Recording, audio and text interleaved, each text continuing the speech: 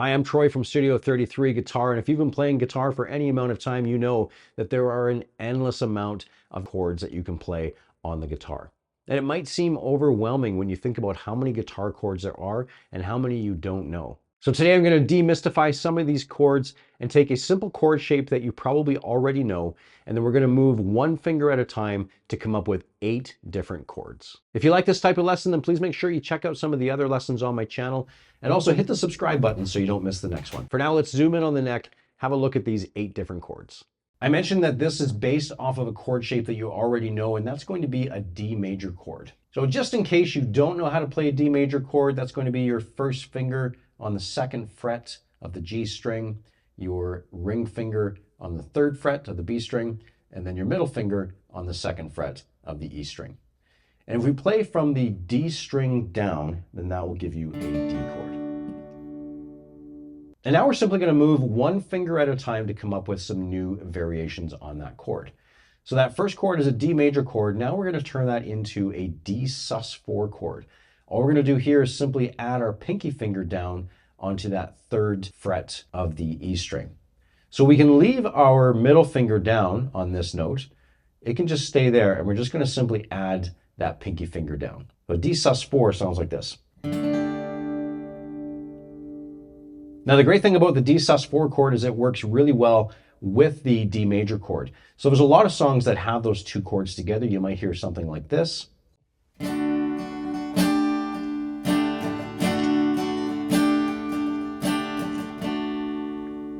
Or a lot of times it's used as a way of creating tension and then resolving down to the D chord. So it might sound something like this.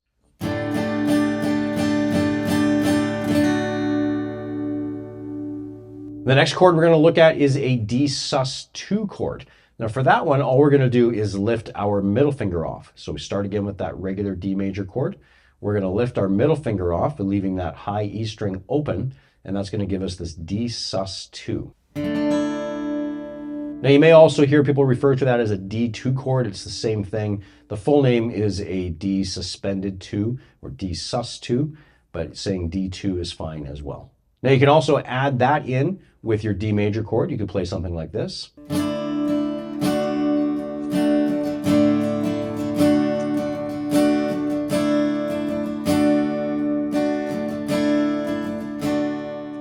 Now you could also put those 3 chords together and come up with something that sounds a little bit like Free Fallin' by Tom Petty.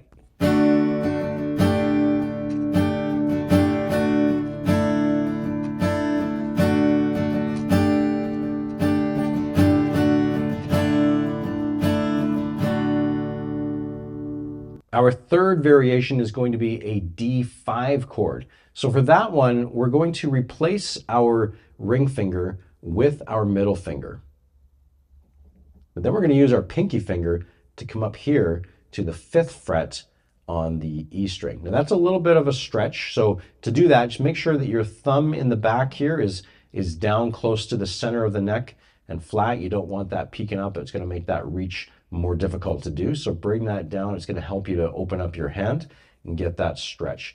So this is a D5 chord, and it sounds like this. In the intro of this video, I played that D5 chord, and then I followed up with those other chords that we just looked at. And it gives a kind of a Celtic kind of sound with this droning D string. And that sounds like this.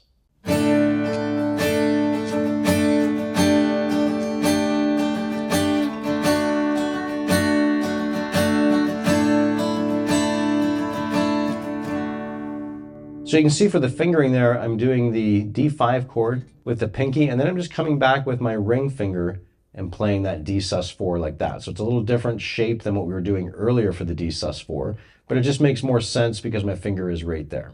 And then I'm changing to a regular D chord by switching those fingers around and bringing that middle finger down, and then lifting that middle finger for that D sus2. The next chord we're going to play is a D major 7 chord. Now that one, what we're going to do is move this note back 1 fret, and we're going to play these 3 notes together. Now it's difficult to put all 3 fingers on those frets, so the easiest way to do that is just to bar with your index finger across those 3 notes.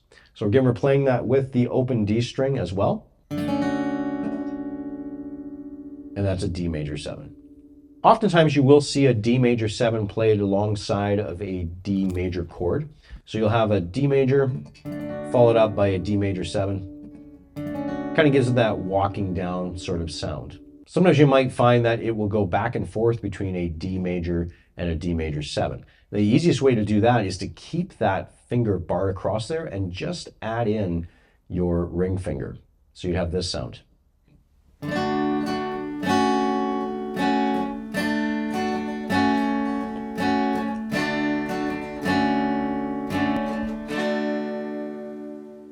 The next one we're going to look at is a D major 6 chord. So for that one, we're going to move that middle note down again to the open string. And so this time we're going to play these two notes together with our index and ring finger and leave that B string open. That's going to sound like this. Recently, I was playing a traditional Christmas carol that had this chord progression: a D major to a D major 7, down to a D6, back to that D major 7. The next one we're going to do is called a D7 chord, which is also called a D dominant 7. You'll see this chord a lot in blues music. So it is basically the mirror image of this D chord. So we're going to move this note over to here. Now the easiest way to do that is to play that note with our index finger and then play those other two notes with our ring finger and middle finger. So we have this shape. And our last variation is going to be a D minor chord. So our D major chord, again, is from here. All we're going to do here is move this middle finger note down one note. And in order to do that, we're going to replace our middle finger with our index finger, slide that back, and then put our middle finger where our index finger was. And that gives us a D minor chord.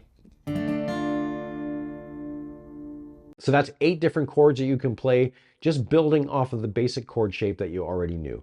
If you like this type of lesson, then please let me know by hitting the like button and leaving a comment down below. Let me know if you'd like to see more videos like this in the future. Thanks for watching. We'll see you in the next one.